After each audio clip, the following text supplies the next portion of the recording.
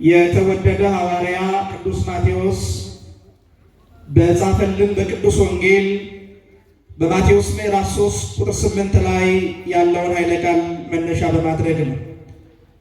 የንስሐ ፍሬ የሚያስተምር እግዚአብሔር ነው፣ የሚመክር እግዚአብሔር ነው። እግዚአብሔር አምላካችን ለሁላችንም ሚስጥሩን ጥበቡን ይግለጥልን። ማን ያስተምረን? ማን ይምከረን? እንዲያው ስሳ ነው የምንማረው የሚለውን ስሰሙ እንዲያው የሰባኪ በፍስክ የጾም ትምህርት እንዲያው የምነካው እንዳትሉ እና አስቤበት በምክንያት ነው ይሄን ርዕስ ያነሳሁት። በማቴዎስ ወንጌል ምዕራፍ 3 ቁጥር 8 ላይ የተወደደው የእግዚአብሔር መንገድ ጠራጊ የሆነው ቅዱስ ዮሐንስ መጥምቅ ለንስሐ የሚገባ ፍሬ አድርጎ ይለናል። የዚህ ትምህርት መሰረታዊ ዓላማ በተለይም በመንፈሳዊ በክርስቲያናዊና በኦርቶዶክሳዊ ሕይወት ውስጥ የሚኖር አንድ ክርስቲያን ሕሊናው ማሰብ፣ ማሰላሰል፣ ክፉን ደጉን መለየት፣ የራቀውን አቅርቦ የቀረበውን አጉልቶ መረዳት፣ ሐሳቡ ስሜቱና ድርጊቱ ለኃጢአትም ለጽድቅም የተመቸ ሲሆን በዚህ ዕድሜ ላይ ሳለ አስቀድሞ ያገኘውን በጥምቀት ያገኘውን ጸጋና ክብር በኃጢአት እንዳያጣ በበደል በተላለፈና በኃጢአት በቆሸሸ ጊዜ ከእግዚአብሔር መራቅ መሰደድና መለየት በገጠመው ጊዜ በንስሐ ሕይወት መመለስ እንደሚገባውና መዳኑን በዛ ጉዞ ውስጥ እንዲፈጽም ማመላከት ነው። ሁለተኛው የዚህ ትምህርት ዓላማ ዘመነ ትንሣኤ እንደመሆኑ መጠን ጾም የመንፈሳዊ እድገት፣ የመንፈሳዊ ሕይወት ልዕልና፣ ወደ ቤተ ክርስቲያን የመቅረብ፣ የማስቀደስ፣ የመጸለይ፣ የመስገድ፣ ዕለት ዕለት ከቤተ ክርስቲያን አለመታጣት አድርገን ዘመነ ትንሣኤን ደግሞ በስጋዊ በሚበላው በሚጠጣው ነገር ላይ ትኩረት አድርጎ ማሳለፍ መስሎ ለሚታየው ኦርቶዶክሳዊ ያንን ኢክርስቲያናዊ የሆነ ሐሳብ ማስወገድ ነው። ዘመነ ትንሣኤ ዘመነ ጾምም ኦርቶዶክሳዊ ልዕልናችን መንፈሳዊ አረዳዳችንና ሕይወታችን ቀጣይነት ባለው መልኩ አጥንተን እንድንይዝ ማሳሰብና ማስገንዘብ ነው። ይህን ትምህርት ያስተማረው ዛሬ በዓሉን የምናከብርለት መጥምቀ መለኮት ቅዱስ ዮሐንስ ነው። የቤተ ክርስቲያን ሊቃውንት ስለ ነገሩ ለመረዳት ተናጋሪውን ማውሳት ግድ ይላልና እንዲሉ ቅዱስ ዮሐንስ እንደሚታወቀው ገና በሕፃንነቱ በበረሃ ያደገ እናቱ በ5 ዓመቱ የሞተችበት የ5 ዓመት ባህታዊ ሆኖ ምናኔ የጀመረ ነው። አስቀድሞም ዘካርያስና ኤልሳቤጥ የተባሉ በቅዱስ ሉቃስ አገላለጥ በሰው ፊት ያለ ነቀፋ በእግዚአብሔር ፊት ጻድቃን የነበሩ ቤተሰቦች የነበሩት እነዚህ ቤተሰቦችም እግዚአብሔርን የሚፈሩ እግዚአብሔርን የሚያፍሩ ከእግዚአብሔር ለቤተሰብ ከእግዚአብሔር ለባለትዳሮችና ለባለሚስቶች የሚሰጠው የበረከት የጸጋና የረድኤት ማረጋገጫ ተደርጎ በማህበረሰቡ የሚታየው ልጅ ከእግዚአብሔር ባያገኙም እንኳን ነገር ግን እግዚአብሔርን በማግኘት ሳይሆን እግዚአብሔርን በፍቅሩ እንዲሁ ወደው የሚገዙለትና የሚያመልኩት ቤተሰቦች ናቸው። ብዙዎቻችን እግዚአብሔር ላይ ያለን እምነትና እግዚአብሔርን የምንወድበት መውደድ እግዚአብሔር ለእኛ ስላደረገው፣ እግዚአብሔር ለእኛ ስለሰራው፣ እግዚአብሔር በእኛ ሕይወቱ ስለፈጸመው ነገር ነው።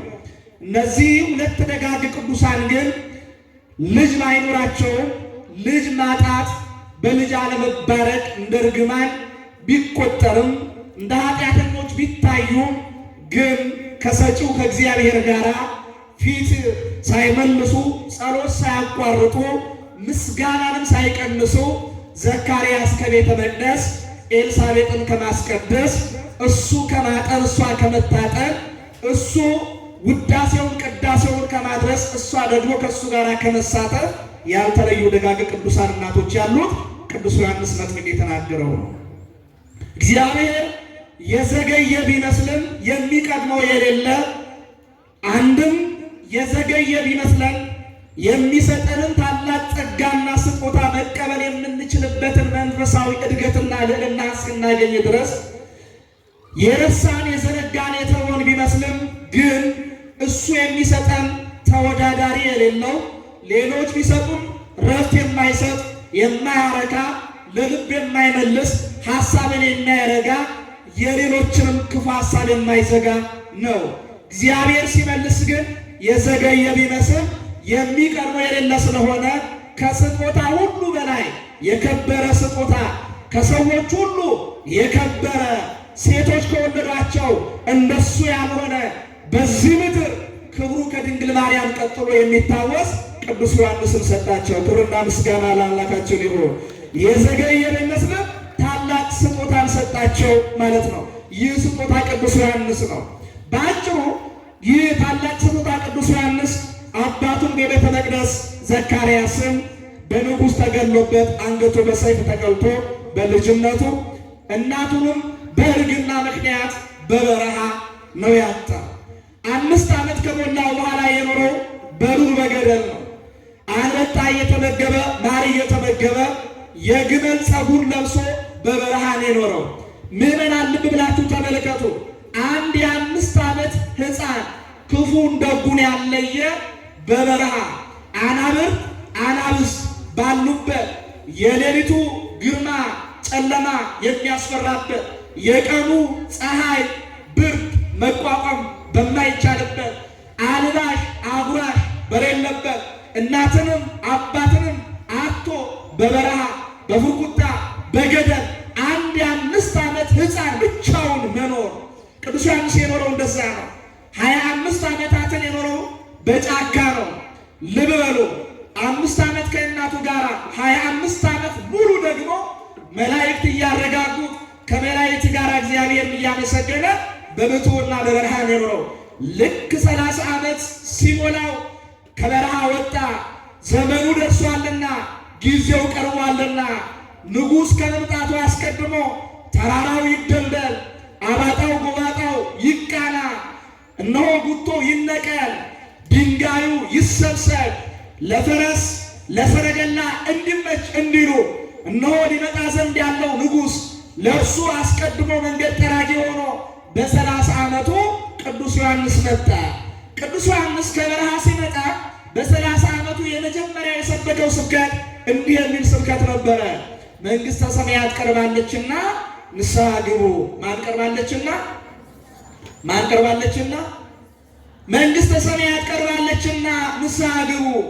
ተስፋ የምናደርጋት ተስፋ ልትገለጥ ነው። ያ ተስፋ የምናፍቃት የብርሃን ከተማ መንግሥተ ሰማያት ናት።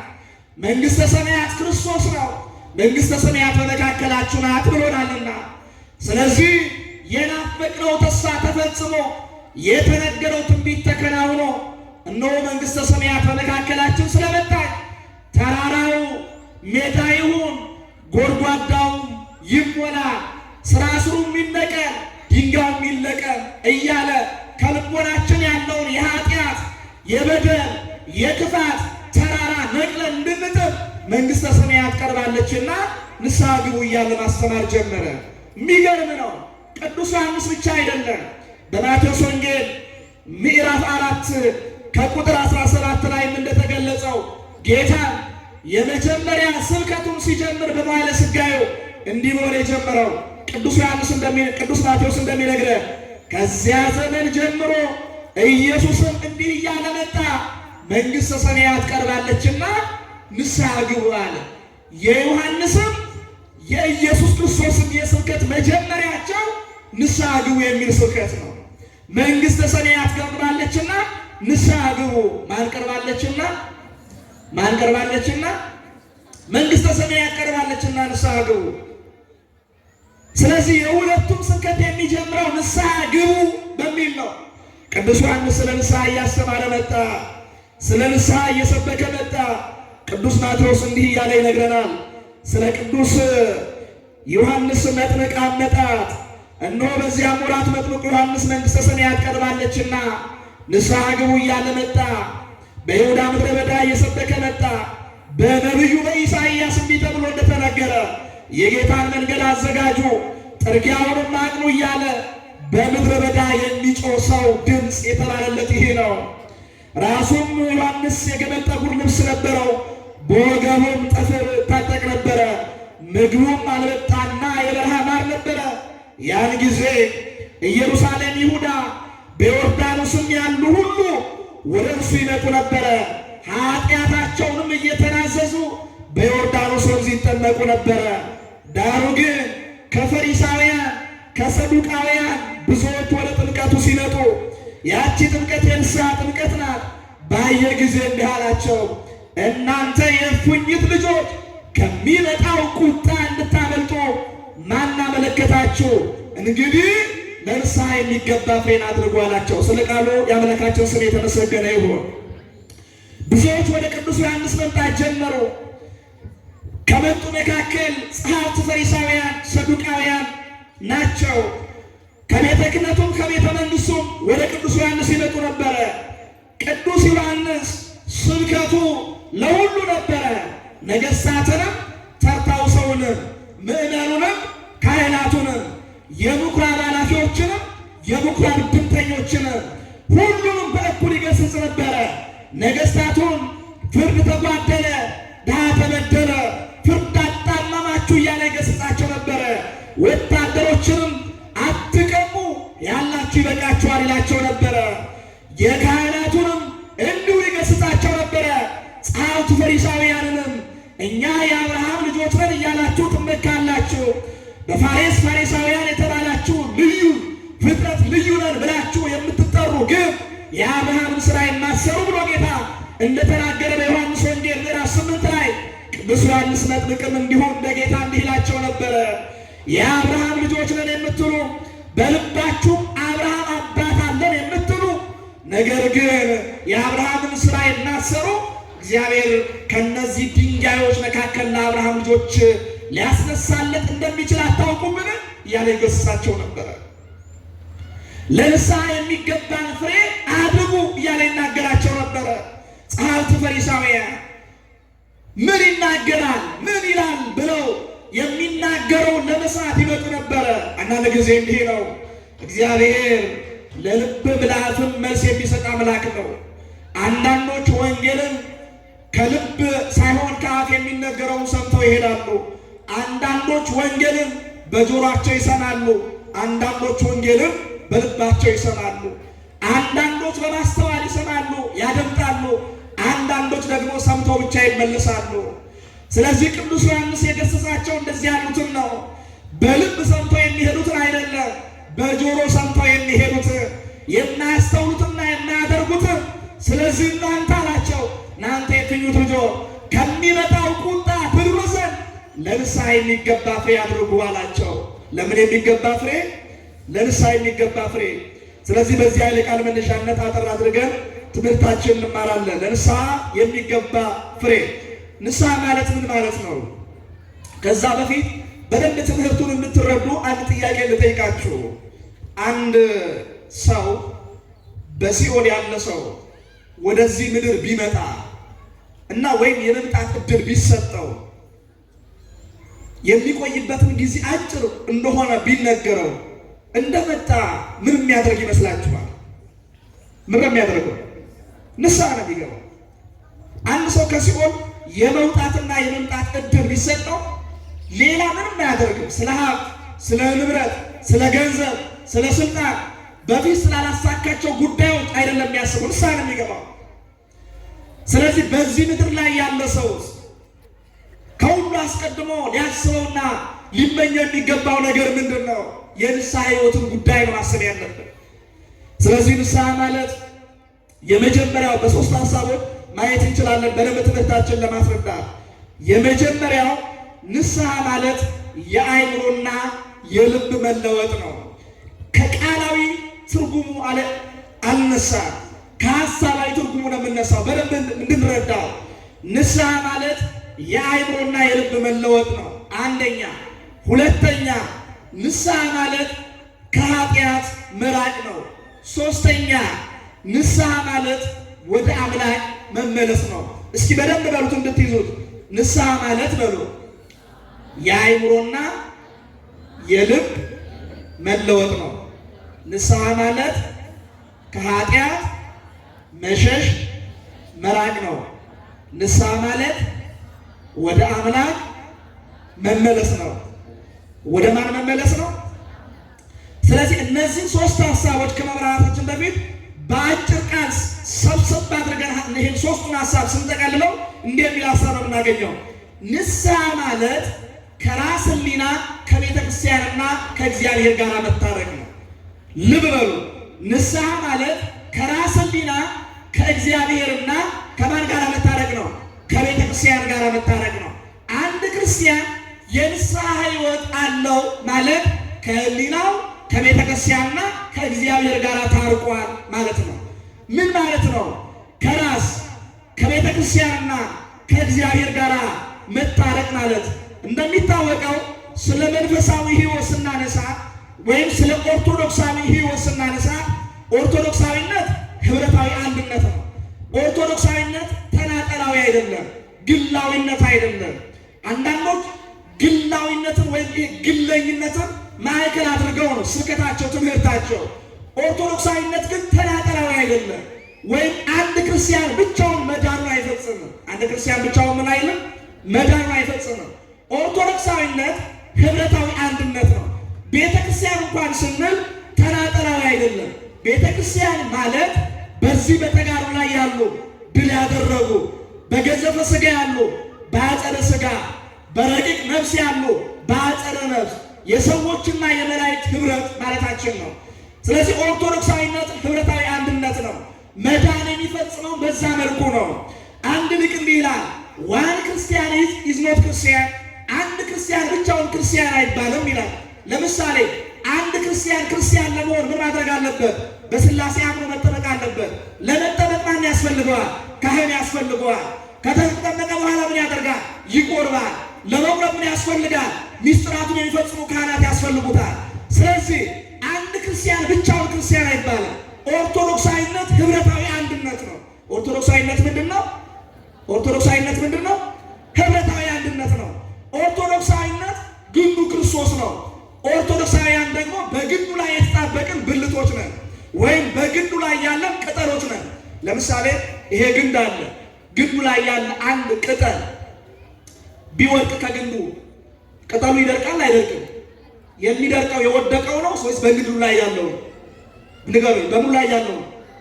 የወደቀው ነው። በግንዱ ላይ ያለው ቅጠልስ የለመለመ ነው። በምኑ ላይ ስላለ? በምኑ ላይ ስላለ? በግንዱ ላይ ስላለ። ስለዚህ ለመለመለም በምኑ ላይ መጣበቅ ያስፈልጋል? ከግንዱ መውደቅ ደግሞ ምን ያመጣል? መድረቅ ያመጣል። መድረቅ ደግሞ ምን ያስከትላል? መፍረስ መበስበስን ያስከትላል። ልብ በሉ ምዕመናን። ስለዚህ ኦርቶዶክሳዊ ሕይወትን ስናነሳ እንደዚሁ ነው። ስለ ንስሐም ስናነሳ እንደዚሁ ነው። አንድ ክርስቲያን ኃጢአት ሲሰራ ከእግዚአብሔር ሲርቅ ሲለይ ከግንዱ እንደወደቀ ቅጠል ነው፣ ይደርቃል። ልብ በሉ። ስለዚህ በንስሐ መመለስ ሲያስብ ደግሞ መጀመሪያ ከሕሊናው ጋር ይታረቃል፣ ከዛ ከቤተ ክርስቲያን ጋር ይታረቃል። ለምን? ከቤተ ክርስቲያን ህብረት ውስጥ ማን አለ? የለመለሙ አሉ፣ በንስሐ የተነሱ በብርሃኑ የሚያበሩ በጽድቅ የጸደቁ በክርስቶስ ክብር የከበሩ ከግንዱ ጋር የተጣበቁ የቁርባንና የንስሐ ሕይወት ያላቸው የጾምና የጸሎት ሕይወት ያላቸው በንጽህና በቅድስና የሚመላለሱ አሉ። ስለዚህ ከነሱ ጋር ይታረቃል። ስለዚህ ይለመልማል። የሚለመልመው መቼ ነው? ከግንዱ ጋር ተጣብቆ ከእግዚአብሔር ጋር መታረቅ ሲጀምር። ይህንን ፕሮሰስ ለመፈጸም ግን መጀመሪያ ከሕሊናው ጋር ይታረቃል። ከዛስ ከቤተ ክርስቲያን ጋር ይታረቃል። ከዛስ ከግንዱ ከክርስቶስ ጋር ከእግዚአብሔር ጋር ይታረቃል። ያን ጊዜ መዳኑን ፈጸመ፣ በንስሐ ተነሳ እንላለን። ስለዚህ ንስሐ ማለት ከሕሊና ከቤተ ክርስቲያን ከእግዚአብሔር ጋር መታረቅ ነው። እስኪ በሉ ንስሐ ማለት በሉ ከሕሊና ከቤተ ክርስቲያንና ከእግዚአብሔር ጋር መታረቅ ነው። ከማን ጋር መታረቅ ነው? ከእግዚአብሔር ጋር መታረቅ ነው። አንዳንድ ሰው ብቻውን ለመዳን ጥረት የሚያደርግ ሰዋል። ብቻውን እኔ ብቻ እና ጽድቅን ከግላዊነት አንጻር የሚረዳ ኦርቶዶክሳዊነት ነው። ይሄ በነገራችን ላይ አደራ ኦርቶዶክሳውያን መዳናችሁን ብቻችሁን እንዳታዩ፣ መዳናችሁን ብቻችሁን አትፈጽሙ። ስለዚህ ወንድምህ፣ እህትህ፣ እናትህ፣ አባትህ፣ ዲያቆኑ፣ ካህኑ፣ መምህሩ፣ ክርስቲያኖች ሁሉ ናቸው ከአንተ ጋር መዳን ነው ይፈጽሙ። ለምን? ሁሉም በግንዱ ላይ ማዕከሉ እርሱ ስለሆነ የስብከታችንም የሕይወታችንም የክብራችንም የንጽህናችንም የቅድስናችንም መንግሥተ ሰማያት የመግባታችንም በገነት የመኖራችንም ማዕከሉ ክርስቶስ ነው። ስለዚህ በማዕከሉ በግንዱ በክርስቶስ ላይ መጣበቅ ነው ወደዛ ሕይወት የሚወስደው። ህብረት ማድረግ ይጠይቃል። ከቅዱሳን ጋር ህብረት ማድረግ፣ ከመላእክቱ ጋር ህብረት ማድረግ፣ ከቤተ ክርስቲያን ጋር ህብረት ማድረግ ማለት ከአምልኮቱ ጋር ህብረት ማድረግ ማለት ነው። አምልኮቱ ውስጥ ደግሞ ምን አለ? የአምልኮት ሁሉ ማዕከል የሆነው ቅዳሴ አለ። በአምልኮት ማዕከል በሆነው በቅዳሴ ውስጥ ምን አለ? ክርስቶስ በአካል ይገለጣል። ነፍስ የተለየው መለኮት የተዋሃደው የአምላክ ሥጋ። ሌሎች ጸሎቶች ላይ እግዚአብሔር በረድኤት ሊገለጥ ይችላል። ቅዳሴ ላይ ግን በአካል ይገለጣል። በዛ ደግሞ ማን አለ?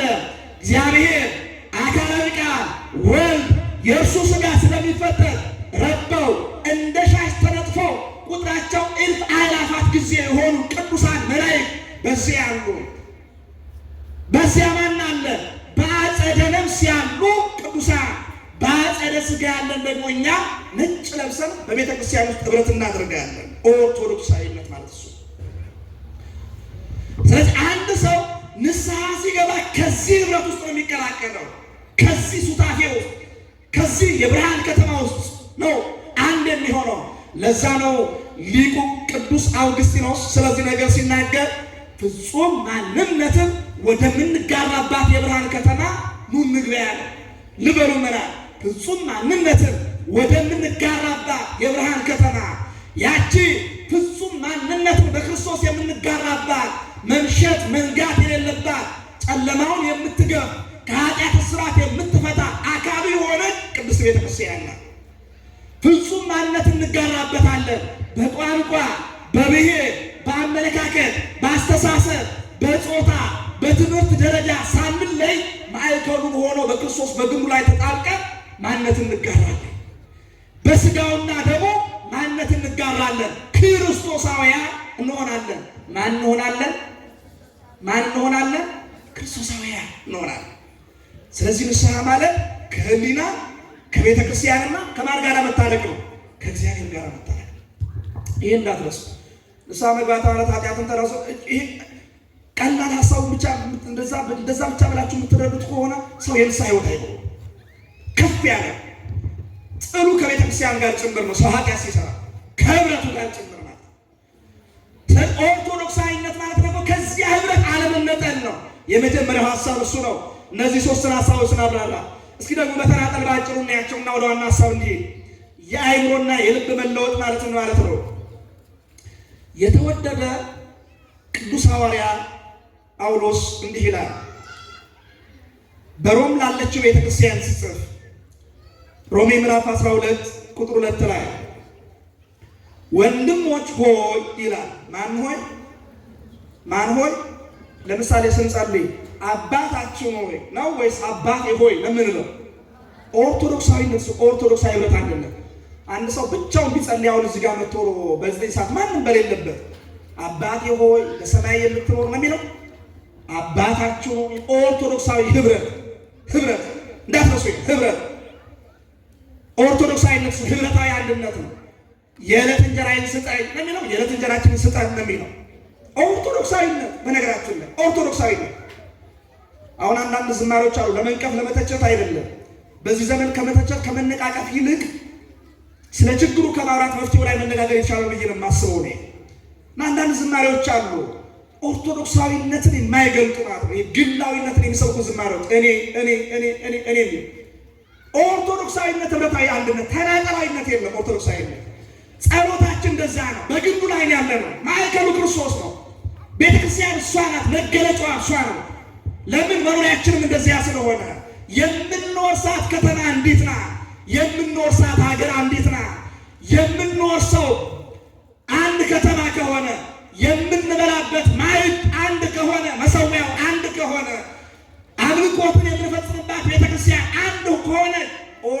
መንፈሳዊነት ህብረታዊ አንድነት እንጂ ተነጥለው አይደለም። ስለዚህ ነገር ሲናገር የተወደደ ሐዋርያ ቅዱስ ጳውሎስ እንደዚህ ይላል፣ ወንድሞች ሆይ ሰውነታችሁን እግዚአብሔርን ደስ የሚያሰኝና ሕያው ቅዱስ መስዋዕት አድርጋችሁ ታቀርቡ ዘንድ በእግዚአብሔር ርኅራኄ እለምናችኋለሁ። በልባችሁ መታደስ ተለወጡ እንጂ ይህን ዓለም አትምሰሉ። በልብ መታደስ ንስሐ ማለት የአእምሮና የልብ መለወጥ ነው ማለት ይሄ ነው። ምን ማለት ነው? ባጭር አገላለጥ ኃጢአት በሶስት መልኩ ይሰራል አይደለም? ኃጢአት በሶስት መልኩ ይሰራል። በመናገር ይሰራል፣ በማድረግ ይሰራል፣ ከዛ በማሰብ አይደለም? እሺ አሁን የአእምሮና የልብ መለወጥ ነው ንስሐ ስንል ምን ማለታችን ነው? አእምሮ፣ ልብ ለምሳሌ በሁለቱ መልኩ ኃጢአትን ብንሰራ በመናገርና በማድረግ ኃጢአት ብንሰራ የተናገርነው ያደረግነው ኃጢአት መነሻው ምንድን ነው? መነሻው ምንድን ነው? ሐሳብ። በምድር ላይ ያሉ ነገሮች በሙሉ መነሻቸው ሐሳብ። ከዛ የታሰበው ሐሳብ ነው ግዘፍ አካል የሚነሳው። በቃል የሚነገረው በአንደበት የሚነገረው ሐሳብ ነው። በድርጊት የሚፈጸመው ሐሳብ ነው። ልበል ያሰብነውን ነው። ለምሳሌ አንድ ህንፃው ከመገንባቱ አስቀድሞ ስለ ህንፃው ሐሳብ አርኪቴክተሩ ያስባል። በአይምሮ ያሰበውን ከዛ ይስለዋል አይደለም? የሚገነባው ስዕሉ መጀመሪያ ያ ስዕል ማን ጭንቅላት ማን አይምሮት ውስጥ ነበረ? አርኪቴክት ውስጥ ነበረ። አርኪቴክቱ ደግሞ ሐሳቡ ምን ላይ አሰፈረው? ወረቀት ላይ አሰፈረው። ወረቀቱን ተመልክቶ ደግሞ ማን ገነባው? ግንበኛ ራጭ ገነባው። ስለዚህ መሬት ላይ እንዲነካ ያደረገው መነሻ ሐሳብ። ስለዚህ ስለ ንስሐ ስናነሳ መነሻው ሐሳብ ነው፣ ልብ ነው፣ አይምሮ ነው፣ ውስጥ ነው፣ ውሳጣዊ ነው፣ ከውስጥ የሚመጣ ለውጥ ነው። አሁን ብዙ ሰው መንፈሳዊ ሕይወትን በውጫዊ ነገር ነው የሚያየው። መንፈሳዊነትን አሁን እኛ ራሱ ማን ነው መንፈሳዊ ተብለን ብንጠየቅ ነጭ የለበሰ ዕለት ዕለት ቤተክርስቲያን የሚመጣ እንዲያ የሚያድር ብለን ነው የምናስብ። አይደለም። መንፈሳዊነት ከውስጥ ወደ ውጭ አይደለም። መንፈሳዊነት ከውስጥ ወደ ውጭ ነው። የአባቶቻችን ሕይወት እንደዛ ነው። የውስጣቸው ቅድስና ለስጋቸው፣ የስጋቸው ቅድስና ለልብሳቸው፣ የልብሳቸው ቅድስና ለጥላቸው ሆኖ ጥላቸው ይፈውስ ነበር ከውስጥ። ስለዚህ በልብ መታደስ ንስሐ ማለት ውሳጤያዊ የህሊና የልብና የአእምሮ መለወጥ ነው። ወይም ኦርቶዶክሳዊ ህሊናን ገንዘብ ማድረግ ነው። ወይም ኦርቶዶክሳዊ ንቃተ ህሊናን ገንዘብ ማድረግ ማለት ነው። በአእምሮና በልብ መታደስ መለወጥ። ይሄን ሐሳብ ጠቅለል ስናደርገው እንደሚል ሐሳቦችን ይሰጠናል። ንስሐ በኃጢአት የተዘጋውን ልብ መልሶ መክፈት ነው። ንስሐ የታወረውን ልቦና መልሶ ማብራት ነው። ንስሐ ከኃጢአት ሞት መነሳት ነው። ንስሐ ሕይወትን ማደስ ማለት ነው። የዚህ ማዕከሉ ደግሞ ልብ ነው። ጌታ እንደተናገረ በአፍ ሞልቶ የሚነገረው በልብ መዝገብ የተጻፈው ነው። በልብ መዝገብ የተጻፈው በአንደበት ይነገራል፣ በተግባር ይገለጣል። ስለዚህ የንስሐ ሕይወት የሚጀምረው ከልብ ከአእምሮ ነው። አንድ ሰው ንስሐን ከውጭ ጀምሮ የሚገባ ከሆነ በንስሐው አይከብርበትም፣ አይቀደስበትም፣ አይጠቀምበትም። ስለዚህ የንስሐ ሕይወቱ ከምን መጀመር አለበት? ከውስጥ ከሐሳብ ከአእምሮ ከልቦና መነሳት አለበት። ለዛ ነው ቅዱስ ጳውሎስ በልቦናችሁ መታደስ ተለወጡ እንጂ ይህን ዓለም አትምሰሉ ያለው። ይህን ዓለም በልባችሁ መታደስ፣ ኃጢአት ያደፈው በደል ያቆሸሸው ልባችሁን ለውጣችሁ ለእግዚአብሔር የሚመች ሁኑ። ለምን? እግዚአብሔር ከሁሉ አብልጦ የሚወደው የሚፈልገው የልብ ንጽሕና ቅድስና ስለሆነ። ሁለተኛው ከኃጢአት መራቅ ነው። ከምን መራቅ? ለምሳሌ አንድ ሰው ከኃጢአት ለማድረግ መጀመሪያ ኃጢአትን ማሰብ ማቆም አለበት። በእርግጥ ኃጢአትን ማሰብ ማቆም አይቻልም አይደለም? ይቻላል። ሰይጣን ባለጋራችን ዲያብሎስ እንደሚያገሳ አንበሳ ዙሪያችንን ከቦ ሁልጊዜ በኃጢአት እንድንወድቅ ስለሚያደርገን ማለት ነው። እና ሰው ኃጢአትን እንዳያስብ ከሚያደርጉት ነገሮች አንዱ ዕለት ዕለት ተዘክሮተ እግዚአብሔርን ገንዘብ ማድረግ ነው። ሁልጊዜ እግዚአብሔር ማሰብ፣ ስለ እግዚአብሔር ማሰብ፣ ማሰላሰብ፣ ሁልጊዜ እግዚአብሔር መግቦቱን፣ ጠብቆቱን፣ ቸርነቱን፣ ማዳኑን፣ የዚህ ዓለም ገዢ ፈጣሪ መሆኑን፣ ለክብሩ ለጽድቁ የፈጠረን መሆኑን፣ በአርአያውና በአምሳሉ ያከበረን መሆኑን ማሰብ፣ ስለ ቅዱሳን ማሰብ፣ ማሰላሰል፣ ስለ ድንግል ማርያም ማሰብ። እስኪ ስለ ድንግል ማርያም አስቡ። እመቤታችን ቅድስት ድንግል ማርያም አዎ እንደኛ ሰው ናት፣ ሰው ናት እንደኛ። ግን እኛ እንደ ድንግል ማርያም ሰው ነን ወይ ነው ጥያቄው። ግን ደግሞ በተቃራኒ የእመቤታችንም የንጽህና የቅድስና ሕይወቷን ደግሞ አስቡ። እመቤታችን እጅግ ሲበጣን ንጹሕ ናት፣ ቅድስት ናት፣ አደፍ ጉዱፍ የለባትም፣ የሀሳብ ኃጢአት እንኳን የለባትም። ግን ሰው ናት እንደኛ እና አንድም ቀን በልቦኗ ክፉ ሀሳብ መጥቶ አያውቅም። ዕለት ዕለት ስለ በጎነት፣ ስለ ፍቅር፣ ስለ ደግነት፣ ስለ ቸርነት ታሰላስላለች። ለሁሉ ታዝናለች። ለማን ታዝናለች? ለማን ታዝናለች? ለሁሉ፣ ለሁሉ። ስለዚህ ከኃጢአት መራቅ የምንችለው እንዲህ ባለ መንገድ ነው።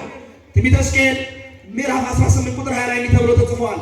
ኃጢአትን የምትሰራ ነፍስ እርሷ ትሞታለች ይላል። ስለዚህ ኃጢአትን የምትሰራ ነፍስ የምትሞት ከሆነ ምን ማድረግ አለብን? ኃጢአትን መተው አለብን።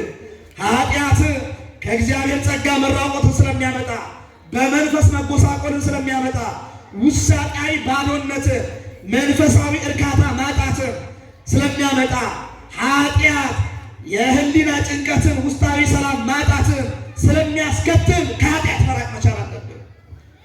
ሰው ሲዘሙት፣ ሲጨፍር፣ ሲሰርቅ ደስታ ያለው ይመስላችኋል? አይደል? በፍጹም። አንዳንድ ጊዜ ምን አለ መሰላችሁ ወጣቶች፣ ደስታ የማይሰጥ ደስታ ወይም እረፍት የማይሰጥ ደስታ፣ እርካታ የሌለው ደስታ፣ የማያሳርፍ ደስታ እና ሌላ ጭንቀት የሚፈጥር ደስታ፣ ሌላ ሸክም የሚጨምር ደስታ፣ ሌላ ከባድ ህይወት፣ ከባድ ሌሊት፣ ከባድ ቀናቶች እንድናሳልፍ የሚያደርግ ደስታ የሚመስል ነገር አለ። ዓለም እንዲህ አይነት ደስታ ታመጣለች። ግን ሲነጋ ሌላ ሐዘን የሚያመጣ፣ ሲነጋ ሌላ ጨለማ የሚያመጣ፣ ሲነጋ ሌላ እርካታ ማጣት የሚያመጣ፣ ሲነጋ ሌላ የማያባራ ጭንቀት የሚያመጣ ዛሬ ብዙሃን ወጣት በእንደዚህ አይነት ህይወት ውስጥ ነው። ሰው ሊያልፍ የሚችለው ኃጢአቱን መጥላት ሲጀምር ብቻ ነው። ከኃጢአት መራቅ ሲጀምር ብቻ ነው። ስለዚህ ንስሐ ማለት ከኃጢአት መራቅ ማለት ነው። ሶስተኛው ወደ አምላክ መመለስ ነው። ወደ ማን መመለስ? ወደ ማን መመለስ? ትንቢተ ሕዝቅኤል ምዕራፍ 18 ቁጥር 27 እስከ 29 እንዲህ ይላል። ኃጢአተኛውን ከሠራው ኃጢአት ቢመለስ፣ ፍርድና ቅን ነገር ቢያደርግ ነፍሱን ይጠብቃል። አስቦ ከሠራው በደል ሁሉ ተመልሷልና ፈጽሞ በሕይወት ይኖራል እንጂ አይሞትም፣ የሠራውም ኃጢአት አይታሰብበትም ይላል። ኧረ ክብርና ምስጋና ለአምላካችን ይሁን። የሠራውም ኃጢአት እና የእኛ የኃጢአት በደል ብዛት የእግዚአብሔርን ምሕረት አይሸፍነውም። የእኛ ኃጢአት ብዛትና የእግዚአብሔር ቸርነት የእኛ በውቅያኖስ ላይ ጠብ እንደምትል ደም ጠብታ፣ የእግዚአብሔር ቸርነት ደግሞ እንደ ውቅያኖስ ነው። እግዚአብሔር በደለኛውም ስለ በደሉ እንዳይፈርድበት ንስሐ ግባ ይለዋል፣ ተመለስ ይለዋል። ሲመለስ ግን የቀደመ በደሉን የቀደመ ኃጢአቱን ይተውለታል፣ ይምረዋል፣ ይቅር ይለዋል። ስለዚህ ንስሐ ማለት ወደ እግዚአብሔር መመለስ ነው። የንስሐ ምስጢር መቼ ነው የተመሰረተው? የንስሐ ምስጢርን በትምህርት የመሰረተው በተግባርም የመሰረተው ክርስቶስ ነው። በቃል በትምህርት የመሰረተው የማቴዎስ ወንጌል ምዕራፍ 16 ቁጥር 18 ላይ ነው። እነሆ ለአንተ የመንግሥተ ሰማያት ቁልፍ ሰጥቼሃለሁ፣ በምድር ያሰርከው በሰማይ የታሰረ ይሆናል፣ በምድር የፈታኸው በሰማይ የተፈታ ይሆናል ብሎ ጌታ የሥልጣነ ክህነትን የኃጢአት ስርየትን መስጠትን ለካህናት እንደሰጠ በቃል በትምህርት አስቀድሞ ለጴጥሮስ ነገረው። በተግባር ደግሞ ክህነትን በመስጠት በዮሐንስ ወንጌል ምዕራፍ 20 ቁጥር 22 እስከ 23 ላይ እንዲህ ብሎ ተናገረ ጌታ። ይህንንም ብሎ እጁን ጭኖ እፍ አለባቸው፣ ክህነት ሰጣቸው ማለት ነው። መንፈስ ቅዱስንም ተቀበሉ አላቸው። ቀጠለናም እንዲህ አላቸው፣ ኃጢአታቸውን ይቅር ያላችኋቸው ሁሉ ይቀርላችኋል፣ የያዛችሁባቸውም ሁሉ እንዲሁ ኃጢአታቸው ተይዞባችኋል። አስቀድሞ በቃል ያስተማረውን በመጨረሻ ሰዓት በትንሣኤው ደግሞ ክርስቶስ እጁን ጭኖ ሥልጣነ ክህነትን በመስጠት ኃጢአትን የማሰርም የመፍታትም ሥልጣነ ለካህናት ሰጠ። ኃጢአትን የማሰር የመፍታት ሥልጣን የቤተ ክርስቲያን ሥልጣን ነው። ቤተ ክርስቲያን ይህን ሥልጣን ደግሞ ለካህናት ትሰጣለች። ካህናት ደግሞ ይህንን የተሰጣቸውን ሥልጣን የምዕመናንን ኃጢአትና በደል ቀኖና በመስጠት እንዲናዘዙ በማድረግ የማስተስረይ ሥራን ይሰራሉ። ስለዚህ ይህ ሥልጣን የካህናት ነው። ሰጪው ክርስቶስ ነው። ሰጪው ማን ነው? ሰጪው ማን ነው? ክርስቶስ ነው። ስለዚህ ንስሐ በትምህርትም በቃልም የመሰረተው ጌታ ነው። የንስሐ ጊዜ መቼ ነው? ባጭሩ አንዳንድ ሰው በጣም ይገርመኛል። ልማድና ክርስትና በጣም ከመቀላቀሉ የተነሳ ከሚሰጡ ሀሳቦች አንዱ በንስሐ ላይ የሚሰጥ ሀሳብ ብዙ ሀሳብ ይነሳል። በጾም ንስሐ አይሰጥም።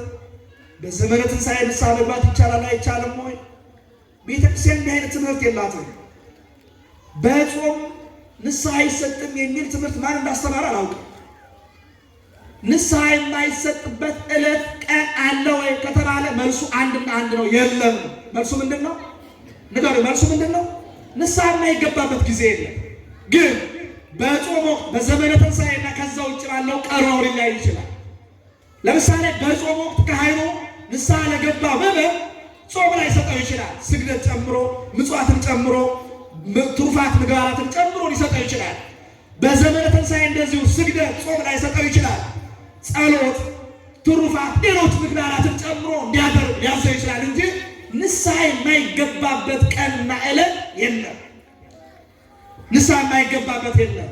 ሁልጊዜ የንስሐ አባት ኃጢአት ሰርቻለሁ፣ ሕሊናዬ ወቅሶኛል፣ ከቤተ ክርስቲያንና ከእግዚአብሔር ጋር መታረቅ እፈልጋለሁ ለሚል ምዕመን ሁሉ ንስሐ አባት ንስሐ መስጠት ይጠበቅበታል። እየሰማችሁ ነው? ይህ እንዳትሉ እየሰማችሁ ነው? ከልማድ ወጥተን ትክክለኛው ኦርቶዶክሳዊ ሕይወት መኖር አለብን። በነገራችን ላይ ይህ በስጋውና ደሙ ላይ በንስሐ ላይ ከንስሐ ሕይወትና ከስጋውና ደሙ እንድንርቅ በሌሎች በስርዓት የገቡ ብዙ ሀሳቦች አሉ። ስለዚህ በእነዚያ መተራር አያስፈልግም። ንስሐ ሁልጊዜ መግባት ይቻላል። ቀኑን አሰጣጡ ግን ካህኑ በመመሪያው መሰረት ስለሚያደርገው አፈጻጸሙ የካህኑ ይሆናል ማለት ነው። የንስሐ ፍሬዎች ምንድን ናቸው? በአጭሩ አንደኛ ትሕትና፣ ሁለተኛ ታዛዥነት፣ ሶስተኛ ምሕረትና ይቅር ባይነት፣ አራተኛ ፍቅር፣ አምስተኛ ጾም፣ ስድስተኛ ጸሎት፣ ሰባተኛ ሌሎችን መርዳት፣ ስምንተኛ በኃጢአት ውስጥ ያሉትን ማገዝ። በምን ውስጥ ያሉትን ማገዝ? እስኪ አንድ ጥያቄ ልጠይቃችሁ። አሁን ቤተክርስቲያን ለተቸገረ እርዱ ትላለች አይደለም? አብዛኛው ሰው የተቸገረ መርዳት የሚመስለው ገንዘብ መስጠት ወይ እንጀራ መስጠት ወይም ውሃ ማጠጣት። ችግረኛ መርዳት ማለት በኃጢአት ያለውን በኃጢአት ችግር ውስጥ ያለውን የሥጋ ረሃብ ምንም አያደርግም። ትልቁ ረሃብ የነፍስ ረሃብ ነው።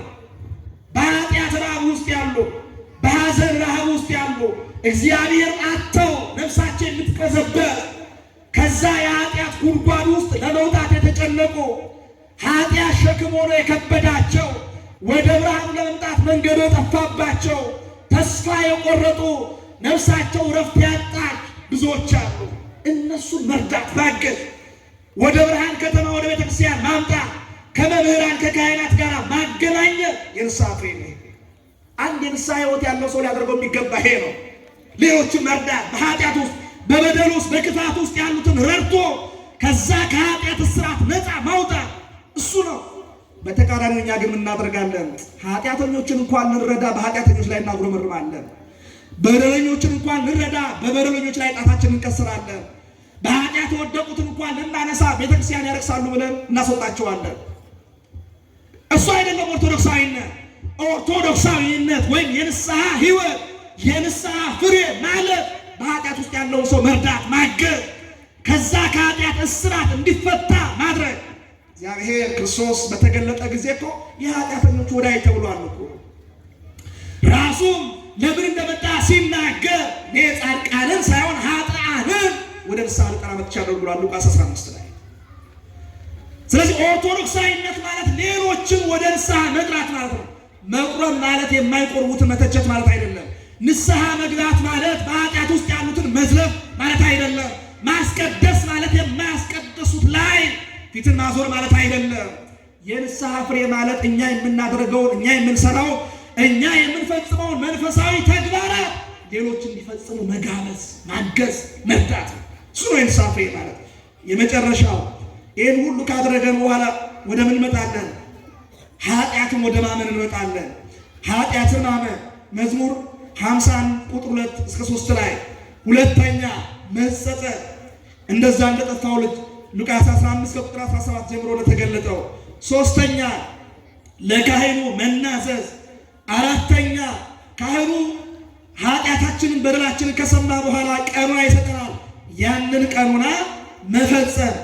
አምስተኛውና የመጨረሻው ሁላችን ግባችን ወደ ሆነው ከጸጋውና ከመለኮታዊ ባህሪ ተካፋይ ወደምንሆንበት በመንፈሳዊ ልዕልና ወደምናድግበት ወደ ሱታፌ ምስጢር ማድረግ፣ እርሱም ወደ ቅዱስ ሥጋውና ወደ ክቡር ደሙ መቅረብ። እስኪ በሉላችሁ ወደ ቅዱስ በሉ ሥጋውና ወደ ክቡር ደሙ መቅረብ። የንስሐ የመጨረሻው ደረጃ ይሄ የንስሐ አብዛኛው ሰው ንስሐ ይገባል፣ ሥጋውና ደሙን አይቀር። እንዲህ አይነት ንስሐ የለም በነገራችን ላይ። ይሄን በግልጥ መነጋገር ያስፈልጋል። ብዙ ሰው ንስሐ ይገባል ግን አይቆርብም። ለምሳሌ ንስሐ ያልገባ ሰው ማለት ደብዳቤ አጽፎ ማህተር ያላደረገ ሰው ማለት ነው። ንስሐው ፍጹም የሚሆነው በሥጋውና ደሙ። ሰው ኃጢአቱን ያምናል፣ ይጸጸታል፣ ይናዘዛል፣ ካህኑ ቀኑና ይሰጠዋል። ቀኑናውን ሲፈጽመው መጀመሪያ ላይ የሚያደርገው ፍትሐት ዘወልድ ከደገመለት በኋላ የሥጋውና ደሙ ቀነ ቀጠሮ ነው የሚሰጠው። ሥጋውና ደሙ ይቀበላል። ከዛ ንስሐው ምኑ ፍጹም ይሆናል። በቤተ ክርስቲያን 7 ሚስጥራት አሉ። 6ቱ ሚስጥራት ያለ ቅዱስ ቁርባን ፍጹም አይሆኑም። የሰማችሁ ነው? እስኪ በሉ 7ቱ ሚስጥራት በሉ አሉ። 6ቱ በሉ በደንብ 6ቱ በሉ እንዳትረሱት ነው። ያለ ቅዱስ ቁርባን ፍጹም አይሆኑም። ምን አይሆኑም? ያለ ቅዱስ ቁርባን እንዳትረሱ። ሁላችንም ኦርቶዶክሳውያን ግባችን መሆን ያለበት ሥጋውና ደሙን መቀበል ነው፣ መቀበል ነው። በመጨረሻ ብንዘክር፣ ለድሆች ብናበላ ታዘናል። አዎ መልካም ነው፣ በጎ ነው። ብንመጸውት፣ ቤተክርስቲያን ብናሰራ፣ ይህንን በግልጥ መነጋገር አለብን። ኦርቶዶክሳውያን ገዳማት ብንሄድ፣ እነዚህ ሁሉ መልካም ምግባራት፣ እነዚህ ሁሉ በጎ ስራዎች መደምደሚያቸው ቅዱስ ሥጋውና ክቡር ደሙ መደምደሚያቸው፣ ያለበለዚያ ዋጋ የላቸው። ይህ ኦርቶዶክሳዊ ትምህርት ነው። ለሥጋውና ደሙ መብቃት ያስፈልጋል። በነገራችን ላይ ከ5ቱ ኅብያተ ቤተክርስቲያናት እሑድ አስቀድሶ ሥጋውና ደሙን የማይበላ ንስሐ አባት ያለው ንስሐ ያልገባ ምዕመን እኛ ብቻ ልንሆን እንችላለን። አንድ ታሪክ ነግሬያችሁ ትምህርት የምጠቅልል አጭር ታሪክ። ወደዚህ ወደ ምዕራብ ሐረርጌ ስልጠና ልንሰጥ ሄደን ነበረ በማህበረ ቅዱሳን ማዕከል አዘጋጅነት እና አንዲት እህት ወጣት ልጅ ያነሳቸው ነው። እናትና አባቴ 39 ዓመት ሙሉ ንስሐ አባት አላቸው አለችን። እሺ አልናት እና ግን 39 ዓመት ሙሉ አንድም ቀን ንስሐ ገብተው ያውቁም አለች። ስንት ዓመት ሙሉ? ስንት ዓመት ሙሉ እንዴ? 39 ዓመት ሙሉ ንስሐ አባት ይዛችሁ እንዴ ንስሐ ሳትገቡ ስላቸው አይ ገና ነን አሉኛል። እንዴ ታዲያ 39 ዓመት ሙሉ እንዴት ነው ንስሐ አባት የያዛችሁ ስላቸው ያው እናንተ ስትወለዱ ክርስትና እንድትነሱ ከቤተሰብ መካከል ያደረገውና ሰው ሲሞት ፍታት እንዲፈታልን እንደው ሌሎች አገልግሎቶች እኔስ 40 ዓመት ንስሐ አባት ያለው ግን ንስሐ ያልገባ ሰው ከዚህ በላይ እኮ የሚያሳዝን ነገር የለም። ንስሐ አባት እንጂ ጉዳይ አስፈጻሚ አይደለም። ንስሐ አባት ሌሎች ተጨማሪ ነገሮች ናቸው። ስለዚህ ንስሐ መግባት ያስፈልጋል። ኦርቶዶክስ ስንት ዘመን እንደምንሞት አውቀን እድር ገብተን በየሳምንቱ የእድር እንከፍላለን። ግን እንደምንሞት አውቀን ንስሐ አልገባንም። እንደምንሞት አውቀን ብዙ ነገሮችን ምድራዊ ነገሮችን አሟልተናል። ግን ዘላለማዊ የመኖሪያችን ማረጋጋጫ የሆነው ንስሐና ስጋውና ደሙን አልተቀበልንም። ንስሐ ገብተን ስጋውና ደሙን ተቀብለን እንንጠብቅ። አምላካችን በቸርነቱ ይርዳል። ምዕመናን፣ ቅድም እንዳልኳችሁ አንድ የሞተ በሲኦል ያለው ሰው ቢመጣ አንድ የሚያደርገው ነገር ንስሐ እንደሆነ ሁሉ እናንተም የመዳን ቀን ዛሬ ነው። መቼ እንደምንጠራ መቼ ወደ እግዚአብሔር እንደምንሄድ አናውቅም። ምጽአት በፊታችን ነው። የክርስቶስ መምጣት ዳግም ምጽአት ማለት ለሰው ሞቱ ነው። ስለዚህ ተዘጋጅቶ ንስሐ ገብቶ ስጋውና ደሙን እየበሉ እየጠጡ መነገድ፣ መሸጥ፣ መለወጥ፣ ማትረፍ አይከለክልም። ስለዚህ እየነገዱ በታማኝነት እየሸጡ በታማኝነት በጎ ምግባር እያደረጉ እየወለዱ እየከበዱ እየተማሩ እየሰሩ ባለስልጣን ሆኖ ስጋውና ደሙን ተቀብሎ መኖር ይቻላል። ከንስሐ አባት ጋር በመነጋገር ያንን እንድናደርግ አምላካችን ይርዳን። ወስብሐት ለእግዚአብሔር።